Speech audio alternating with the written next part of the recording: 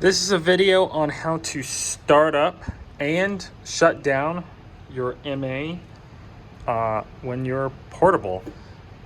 So first things first is we need to transfer the file in. You need to get it downloaded into your computer off of Dropbox or whatever method you use. But once you get it there to download, this is from that point on. So you have downloads, you have your file here, and then shows.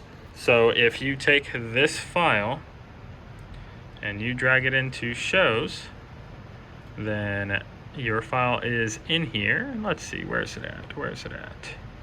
Right there. There's your file. So dump it into shows, and then once you've done that, you're ready to launch the MA. Once your lighting console is on the back, you should have from your wireless transmitter, you have your DMX into the console, port 1 or 2, doesn't matter. You have your MIDI in for control from the sound console. You have time code coming from Pro Tools. Your USB comes into the computer, and you have your power cord. And then the power switch is right here next to the power cord. So that's off. Everything's off. And then, of course, flipping down with the light, it is now on. You will see everything light up here. As long as you see all lights on, then you are good to go. And your file has been transferred into the show folder. And at that point, you can launch MA with a double tap. We'll let this boot up. And then we need to import the file. So to import, you hit menu. Oh, let it boot. Let it connect. All right, everything's connected.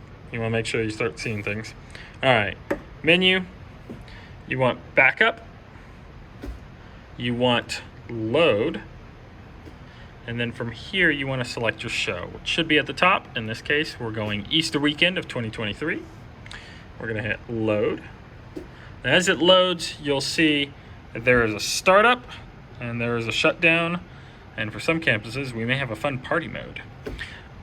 Anyways, though, make sure your startup macro button has the correct date. If it doesn't have the correct date, then you may not have the correct show file.